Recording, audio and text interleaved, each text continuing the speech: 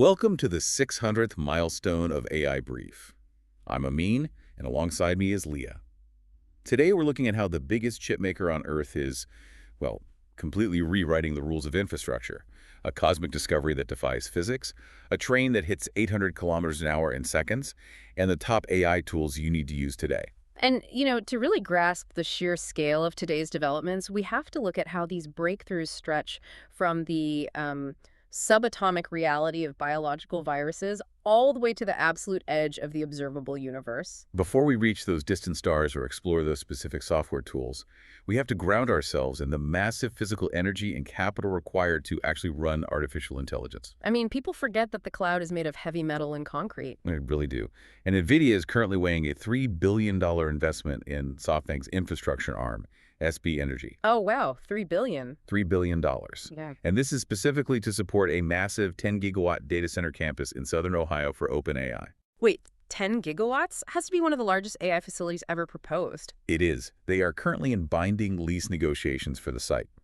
And the logistics are wild. Nvidia might put up half that $3 billion upon signing, and the rest would come via SB Energy's planned IPO. That is a massive shift in how these infrastructure mega projects are being funded. Think about the classic gold rush analogy. Historically, Nvidia has just sold the picks and shovels. They sold the chips.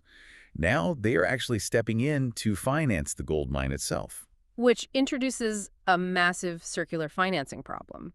The chip maker is essentially providing the capital so its customers can afford to build the infrastructure to buy more of its chips. Doesn't that expose Nvidia to a terrifying amount of risk? It absolutely does. We are seeing a severe repricing of risk in real time. This $3 billion plan is actually a retreat from a previously reported $250 billion guarantee. That is a staggering drop. It is. If infrastructure spending cools down even slightly, Nvidia risks becoming both the sole supplier and the ultimate financial backstop for these incredibly fragile projects. The numbers are just difficult to process. 10 gigawatts of power and billions of dollars just for data centers. It is a massive physical undertaking. But I want to slow down for a second and shift our perspective from the data center to the cosmos, because we are seeing massive breakthroughs in power across other scientific frontiers. What are we looking at out there? The James Webb Space Telescope just made a discovery from only a few hundred million years after the Big Bang. Scientists at MIT have dubbed it a black hole star. A black hole star? That sounds like a contradiction. It is essentially a black hole wrapped entirely inside a star-like cloud of hydrogen. How does something like that even exist without tearing itself apart? The physics are baffling. This single structure is producing 100 times more energy than is physically possible for a normal star. 100 times. That completely defies our understanding of stellar evolution. It really does. And, back down here on Earth, our understanding of physical velocity is being challenged just as severely. Are you talking about the transit development? I am. Over at China's East Lake High-Speed Railway Lab, a test vehicle just accelerated from 0 to 800 kilometers per hour in 5.3 seconds. Wait, 5.3 seconds. That is roller coaster level G-forces. It is punishing. 800 kilometers per hour is the cruising speed of a commercial airplane. To put that in perspective, a passenger network at that speed could get you from New York to LA in about 5 hours. And doing that on the ground is just wild. What is truly remarkable is the consistency. This is their third world record since 2025. They are firmly on track for 1,000 kilometers per hour. That speed of iteration is incredible to witness. We are seeing that same rapid iteration applied to biology, too.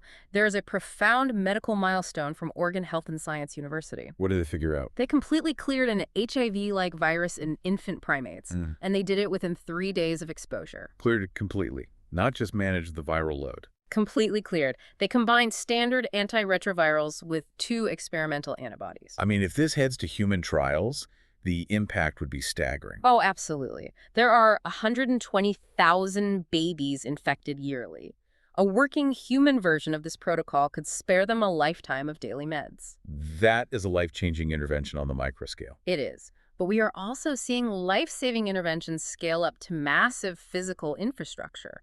Optimal Transit just introduced a new Kraken vessel configuration. What is the primary function of this vessel? It is a $587 million self-powered offshore platform designed for disaster relief. It generates 40 megawatts of baseload electricity and fresh water for 150,000 people. And it does all of this with zero fuel or emissions? Zero fuel. It just harnesses the ambient forces of its environment. Plus, it can disconnect and relocate to disaster zones within hours. Wait, generating that much power from nothing is fascinating, but I have to bring this back to the AI data center we discussed earlier. The Ohio campus. Yes. The Kraken vessel is generating 40 megawatts, which is an engineering marvel.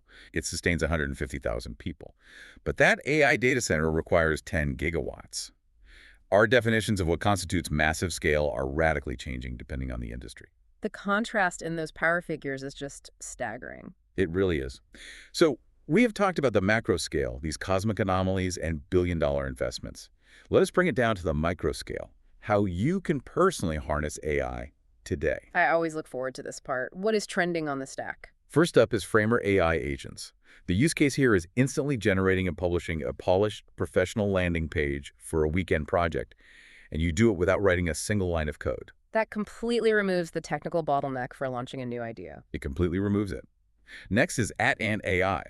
You leverage Claude with this tool to draft high-converting viral social media ad copy for an upcoming marketing push. Oh, so you do not need to spend hours guessing which marketing angles will actually work. It handles the testing and generation for you. Then, for personal operations, we have Hey Noah. That sounds like a proactive assistant.